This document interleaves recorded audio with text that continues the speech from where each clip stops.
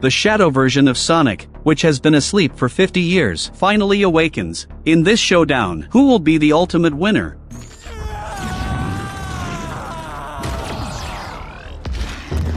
Here are the coolest special effects that will dazzle and overwhelm you. There are also the most absurd villains, making you burst into laughter. This is the animated blockbuster not to be missed. Inside Tokyo Bay Prison Island, 2 staff members are watching a convict. This is the infamous Shatter. He has been asleep for 50 years. They just need to go to work and have fun every day. Suddenly, the detector signals an intrusion. Someone is breaking into the system. Shatter is about to awaken. The staff press the alarm. A large group of armed soldiers rush to aim at Shat. Seeing his vital signs disappear again, everyone couldn't help but breathe a sigh of relief.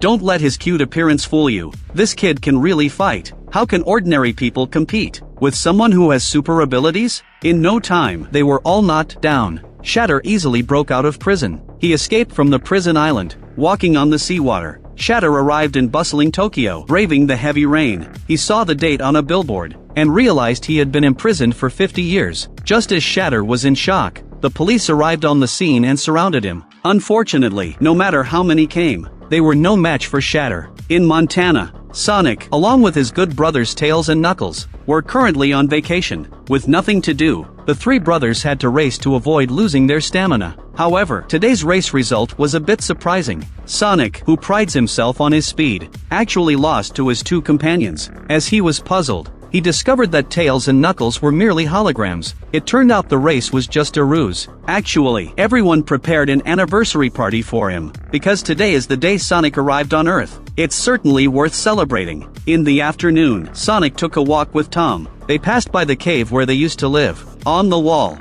there were still the doodles Sonic left on his first day on Earth. It depicted the moments he spent with Longclaw. Sonic wanted to remember where he came from. He didn't expect so much time had passed. Fortunately, he now has a new family. Everyone gathered around the campfire to roast marshmallows. Maddie couldn't help but exclaim that these peaceful days are truly blissful. In the next moment, a helicopter flew overhead. Captain Rockwell stepped down from the cabin and said there was massive chaos in Tokyo. She came here to request the Sonic team's assistance on behalf of Commander Walters. It was important, so the 3 immediately boarded the helicopter and left. They arrived in Tokyo in the shortest time possible. Sonic was worried about how to find the fugitive. Suddenly, a massive fireball erupted from the streets below. The battlefield must be there. After confirming the target, the 3 opened the hatch and jumped out. Aliens are just so reckless. They never bring parachutes when jumping from a plane. The 3 landed safely. Their posture was also very perfect. Tails discovered that the energy readings here far exceeded all previous records. This indicated that Shatter was a tough opponent. A car came crashing toward them. Knuckles easily caught the car and tossed it aside. Then Shatter also appeared through the flames. He looked just like a dyed Sonic. The 2 looked almost identical. Sonic didn't want to start a fight casually. He suggested finding a cafe to sit down and talk, but Shatter saw him jump down from the gun organization's helicopter and had no good feelings toward Sonic. Upon hearing this, Knuckles decided that since they couldn't negotiate, they might as well use their fists. Shatter caught Knuckles' punch and unleashed a rapid-fire combo of 10 hits. He gave Knuckles a serious beating. The 3 didn't dare to let their guard down. They braced themselves to work together against Shatter, but awkwardly, the 3 of them combined couldn't beat him alone. Shatter jumped on a motorcycle and took off. Sonic immediately took off in pursuit. Seeing his pursuer, Shatter opened fire, but Sonic's speed was beyond imagination. Even the bullets couldn't catch up to him. Sonic quickly weaved through the traffic. He soon caught up with Shatter. The latter accelerated to shake him off. He drove toward the Tokyo Skytree. His motorcycle could even make a 180-degree turn mid-ride. Shatter made a dash and ditched his motorcycle. He clenched his fist and swung at Sonic. The 2, one red and one blue, collided with their energies. This caused a power outage across all of Tokyo. When the power was restored, Sonic got back up from the ground, only to find himself handcuffed. It seemed time to talk to Commander Walters about Shatter's origins. The group arranged to meet at the Tidal Garden in Tokyo. Are you Detective Pikachu? Yes, he is! He does look like a Pokemon! Commander Walters arrived shortly. He revealed Shatter's true identity. The story goes back 50 years. In Oklahoma, there was a meteorite fall incident. Scientists brought the fallen meteorite back for study. They discovered it contained a living organism, and that organism was Shatter. He was initially known as Shadow. Shatter could use the Chaos Emeralds to activate Chaos Control, which allowed time travel. He could also freely manipulate Chaos Energy. This power far surpassed that of any living being. While powerful, it was also extremely dangerous. Not long after, an accident destroyed the laboratory. The project leader was imprisoned due to the incident. How to deal with Shatter became a dilemma. Commander Walters ordered him to be frozen in ice. A few days ago, someone hacked into the prison island system and forcibly awakened Shatter. Only a handful of people in the world knew of Shadow's existence. As they were talking, the lights suddenly went dark. Then dozens of egg-shaped drones appeared. The targeting red dots locked onto Sonic and the others. But wasn't Dr. Egghead dead? Where did these drones come from? A man in black rode in on a motorcycle. He quickly took out all the drones. Then he left the scene without looking back. Sonic and the others hurried to dig the commander out. The old man pulled out a starter key and said it contained powerful weapons created by GUN. You're the only one I trust to keep it safe, the commander said before fainting. Rockwell, aka Captain Rowe, arrived with a large contingent. Captain Rowe searched, but found the commander's key missing. He suspected that Sonic had knocked out the commander and stolen the key. Why are we running from GUN? Are we on the same team? Until we get more information, we're not trusting anyone. The three decided to first catch up with the man in black. They followed him all the way to the dock. To their surprise, he turned out to be Dr. Egghead's henchman, Agent Stone. He brought 3 people over for the sake of Shatter. Agent Stone summoned a mechanical crab and invited them inside for a detailed discussion. At this moment, Dr. Egghead was inside watching TV. Recently, he spent his days eating and sleeping. The rest of the time was spent watching TV shows. His belly was more exaggerated than that of a pregnant woman. Doctor, we have visitors. Sonic wasn't sure now if it was more horrifying that Dr. Egghead was alive, or that he had become like this. Agent Stone played a video of the drone attack on the commander. He explained that an imposter was using your technology to cause destruction everywhere. Dr. Egghead hated thieves the most. He immediately cross-referenced the coordinates to track the stolen egg drones. Tails watched Dr. Egghead's smooth operation and couldn't help but suggest that perhaps they could collaborate with this guy. The 4 reached a cooperative agreement. Dr. Egghead picked himself up and pushed his hair out. He prepared to change into his battlesuit for a comeback. Unfortunately, his belly was too big, and he couldn't fit into the uniform. Just as they were preparing urgently, Shatter returned to the Shadow Project base back then. He picked up a pair of roller skates from the ground and remembered Professor Gerald's granddaughter Maria. In the original story, Shatter had a bit of a romance with this girl. Regardless, thanks to Maria, the days when Charlotte was treated as a guinea pig for research weren't so difficult. This research facility could even be considered his home, because Shatter had no idea where he came from. It was Maria who told him he could stay on Earth and treat it as a new home. The two were the best of friends. Unfortunately, those beautiful stories had turned into memories. Shatter had lost a full 50 years of his life. Maria had long since died from a serious illness. He was lost in his memories when Professor Gerald suddenly appeared. It seemed he was the mastermind behind Shatter's awakening. At this time, Dr. Egghead and his group had traced the drone's whereabouts to outside the base. This door is 6-inch thick solid steel. I'll need a moment to calculate the molecular density and invert the venting mechanics. I unlocked it. There were 3 passageways in the research facility. They planned to split up and investigate. Sonic was worried that Dr. Egghead would make some underhanded moves, so he followed him to the right. The others each entered their respective corridors. Knuckles encountered Shatter as soon as he entered. As for Agent Stone, he was inquiring about Tails' benefits. Do you have insurance working with Sonic? What about holiday benefits? Tails explained, I'm not Sonic's employee. We 3 are teammates, equal in status. Got it? They were chatting when they were ambushed by Shat. Sonic and Dr. Egghead stumbled upon a photo of Shatter and Maria. They realized that this Shadow had once had a home. Sonic was filled with curiosity about the facility. In the next moment, Shatter suddenly appeared and threw Sonic out. Dr. Egghead was completely oblivious to this, because he had finally found the stolen drones. The doctor hasn't had a chance to be happy yet. Professor Gerald appeared right after, and those drones were all under his control. Those who are smart must have already figured it out. The professor looks just like Dr. Egghead, right? That's right. Professor Gerald is Dr. Egghead's grandfather. But the resemblance is uncanny. It's as if we're 2 characters in a movie, Being played by the same actor. Dr. Egghead didn't trust the other party easily. Instead, he posed a few intelligence tests. Of course, Professor Gerald answered fluently. Dr. Egghead embraced him with tears in his eyes. With such a brilliant mind, you must be my long-lost grandfather. Gerald took his grandson to meet the prisoners, and demanded that they hand over the key. Do you really think we'd be that stupid to bring the key right to you?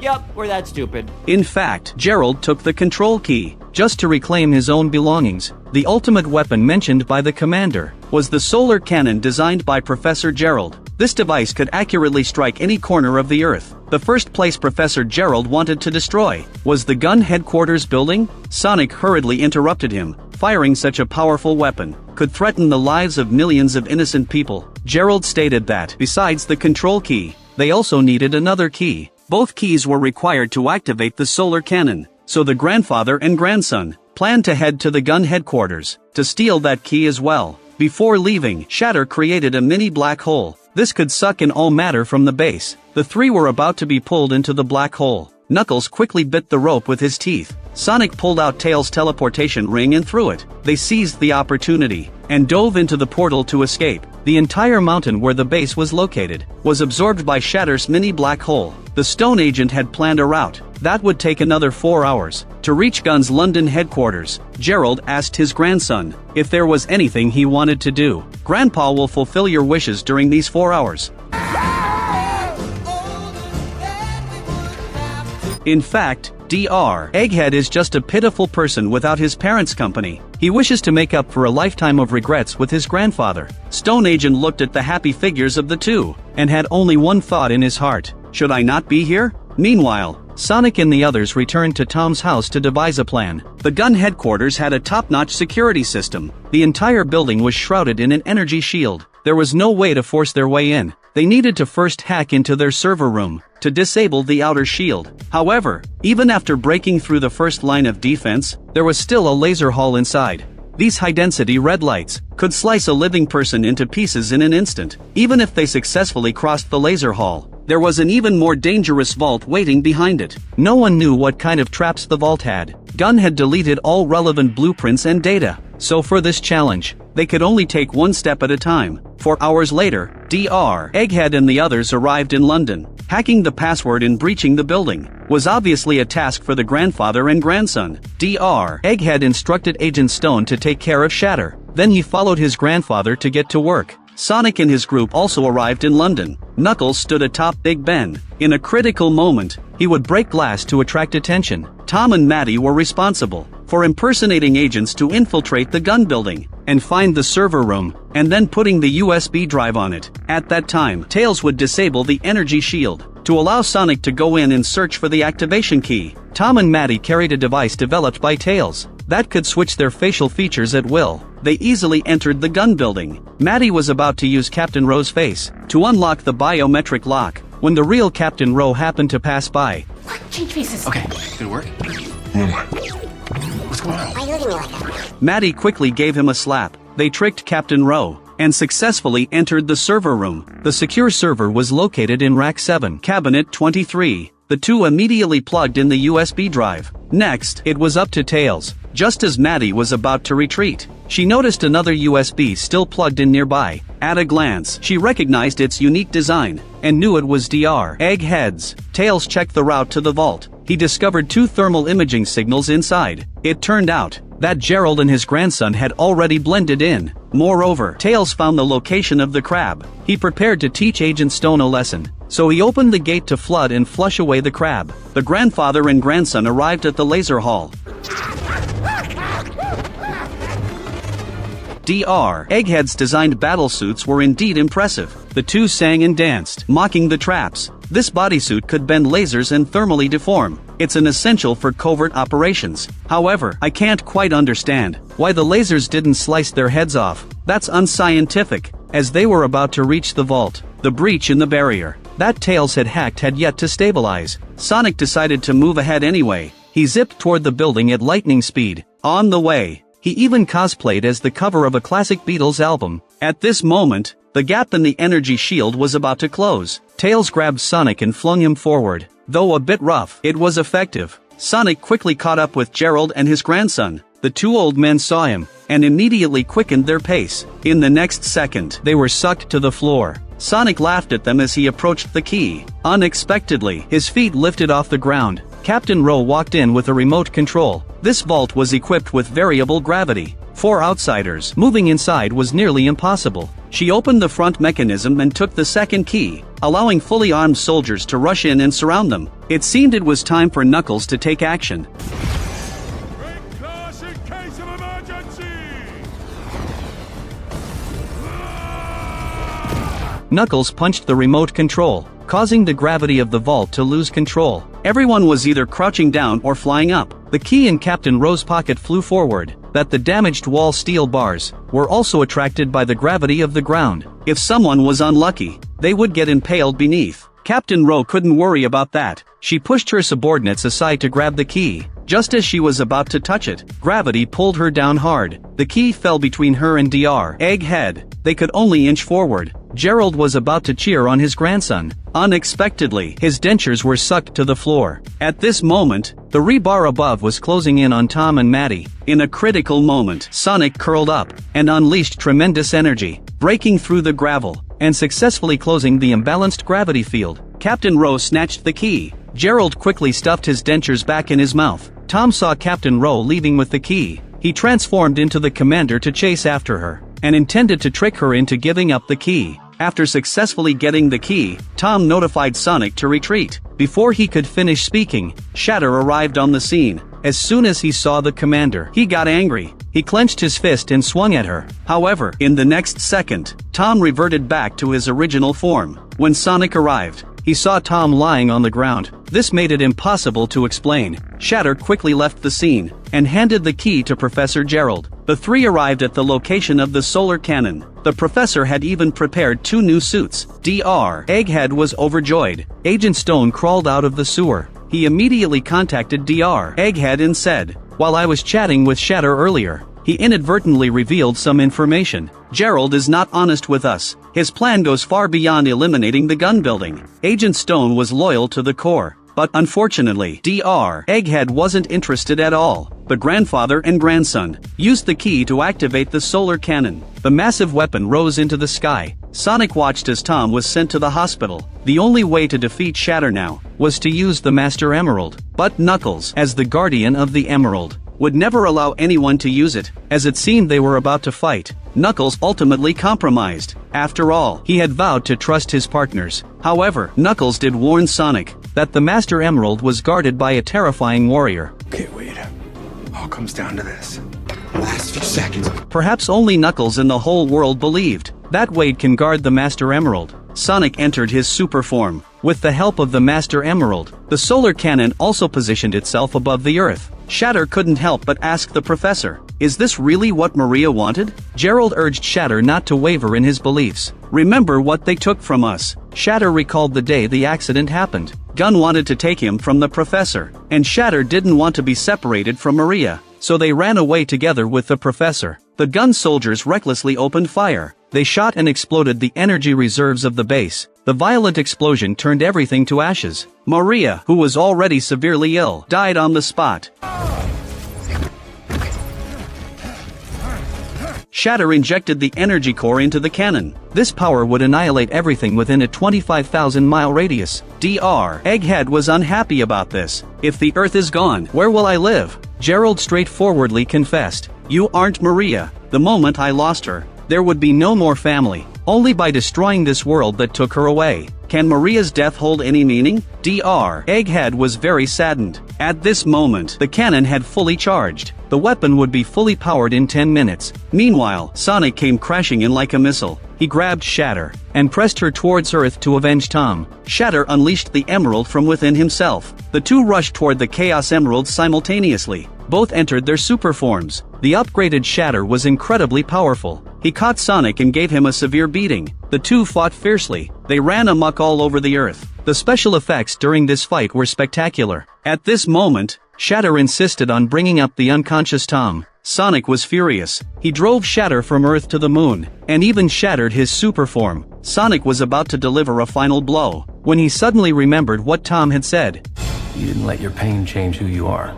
In here. Sonic was blinded by anger. He almost lost his mind. This is a children's animation. They can't kill their own kind. Shatter was merely blinded by pain from losing Maria. Just like when Sonic lost Longclaw, but revenge can't erase that kind of pain. They could only live on with memories and love. The two prepared to join forces to make amends. They executed a very cool fusion transformation. Meanwhile, Dr. Egghead was also fighting with Gerald. Gerald summoned nano fists to knock his grandson away. Who would have thought that while living, one could see Jim Carrey slapping his own butt? Two elderly mad scientists fighting was obviously a battle of gadgets. In less than 2 seconds, they were almost creating a zoo. Fortunately, Sonic and Shatter soon arrived. Gerald immediately deployed drones. The two rushed into the machine pile and cleared the enemy drones like setting off fireworks. Meanwhile, Gerald was about to kick his grandson out of the cockpit. He threw his head back and howled with delight. Unexpectedly, Tails rescued Dr. Egghead and handed him an energy feather.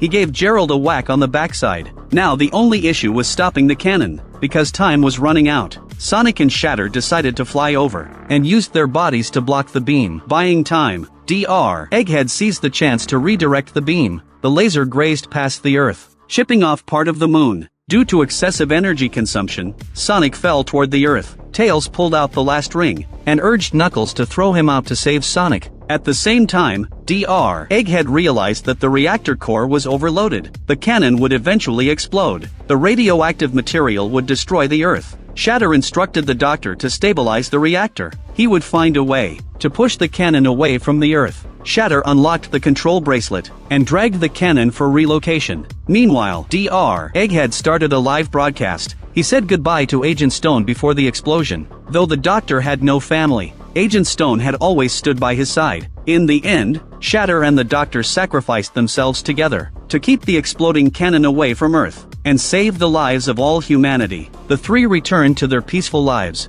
and the film comes to an end here. Even if you haven't played the games or seen the previous 2 films, you can still enjoy this movie without any burden. Aside from the smoothly executed and well-crafted special effects in the action scenes, the script is filled with both warm and cold humor. You can enjoy visual stimulation and be made to laugh by Jim Carrey. The character of Shatter, who is both good and evil, is portrayed in a very charming way. Do you know what a grumpy pure love warrior is? This character design is quite fashionable. In summary, it's definitely worth watching in theaters. It will surely capture the hearts of movie fans of all ages.